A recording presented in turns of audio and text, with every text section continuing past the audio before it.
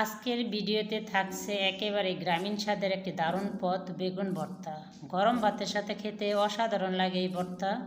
তো চলুন রান্না করে চলে যাই। উপকরণ যা যা লাগবে: পেঁয়াজ, রসুন, কাঁচামরিচ এবং আদা। এটা কুচানো আছে, এটা আমি কিছুক্ষণ পরে থেতলিয়ে নেব। আর লাগছে ধনিয়া পাতা, এটাকে আমি থেতলিয়ে নিচ্ছি। দেখছেন, আদাগুলো আমি থেতলে নিয়েছি। আমি বেগুনগুলো ভালোভাবে কেটে ধুয়ে পরিষ্কার করে নিয়েছি, আপনারা দেখতে পাচ্ছেন নিশ্চয়ই। তো আপনারা দেখতে থাকুন ভিডিওটি। তো চলুন, এখন আমি চুলায় একটি প্যান বসিয়ে দিচ্ছি। তো এগুলোকে আমি ভালো করে সিদ্ধ করে নেব। বেগুনগুলো সাথে পেঁয়াজ, রসুন, কাঁচামরিচ এগুলো সবগুলো দিয়ে ভালো করে সিদ্ধ করে নেব। আমি একে একে দিয়ে দিচ্ছি, আপনারা দেখতে পাচ্ছেন।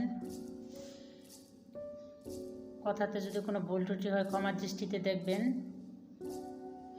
তো রসুন দিয়ে দিচ্ছি এখন, আর দিয়ে দিচ্ছি কাঁচা মরিচ। এগুলোকে আমি ঢাকনা দিয়ে ঢেকে দেব 10 থেকে 15 মিনিটের জন্য। এগুলোকে ভালো করে সিদ্ধ করে নেব। আমি এখন ঢাকনা খুলে দেখছি, সিদ্ধ হাফ হয়েছে, পুরোটা হয় নাই। আমি আবারও ঢাকনা দিয়ে ঢেকে দেব 4 থেকে 5 মিনিটের জন্য। ফিরে আসছি 4 থেকে 5 মিনিট পর। তো দেখুন সিদ্ধ হয়ে গেছে। আমি চুলার আঁচটা এখন অফ করে দিব। তো আপনারা ভিডিওটা দেখতে থাকুন। তো এগুলোকে আমি এখন একটি ছাঁকনার সাহায্যে সেঁকে নেব। আমি এই সবগুলো সেঁকে নিলাম। তো এগুলোকে আমি এখন ভর্তার মতো করে নিব। আপনি হাতের সাহায্যেও এটা ভর্তার মতন করে নিতে পারেন। আমি লবণ অ্যাড করে দিচ্ছি, আপনার প্রয়োজন অনুযায়ী লবণ অ্যাড করবেন।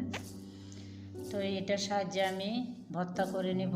আপনি আপনার হাত দিয়েও ভর্তা করে নিতে পারেন। তো আমি যতটা মেশানো যায় তত ভালো। তো ভর্তাটা হয়ে গেছে প্রায়, দেখুন ভর্তাটা হয়ে গেছে। তো এখন আমি চলে যাব চুলায় একটি প্যান বসিয়ে দিয়েছি। প্যানটা কিছুক্ষণ গরম হতে দেব। তো গরম হয়ে গেছে, আমি অ্যাড করে দিচ্ছি তেলটা আমি কিছুক্ষণ গরম হতে দেব। এই পর্যায়ে আমি দিয়ে দিব আদা বাটা, যেটা থেতলানো। এই পর্যায়ে দিয়ে দিচ্ছি ওই বেগুন ভর্তাগুলো ভালো করে তেলে ভেজে নিব। এটাই হচ্ছে ভর্তার আসল স্বাদ। আপনি এগুলোকে যতটা পারেন ভাজতে থাকবেন একদম গাঢ় হওয়ার আগ পর্যন্ত। এই পর্যায়ে আমার কিছুটা লবণ মনে হয়েছে কম হয়েছে, তাই আমি অ্যাড করে দিচ্ছি। তো এগুলোকে নেড়ে চেড়ে আমি কষিয়ে নিব, মানে শক্ত শক্ত ভাপ হওয়ার আগ পর্যন্ত আমি এটাকে ভেজে নেব। তো আপনারা দেখতে থাকুন, দেখুন অনেকটাই কিন্তু গাঢ় হয়ে এসেছে। তো এই পর্যায়ে আমি ধনেপাতা কুচিগুলো দিয়ে দেব। ধনেপাতা কুচি দিলে টেস্টটা আরও অন্যরকম আসবে।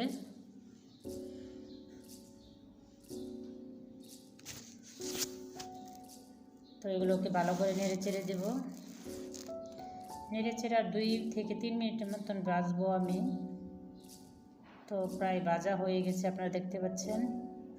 তো আমি চুলার আঁচটা এখন অফ করে দেব, হয়ে গেছে যেহেতু। তো ভিডিওটি যদি আপনাদের ভালো লাগে তাহলে লাইক, কমেন্ট, শেয়ার করুন এবং নতুন নতুন ভিডিও রেসিপি পেতে সাবস্ক্রাইব করুন বর্মন কুকিং চ্যানেল। ভালো থাকবেন।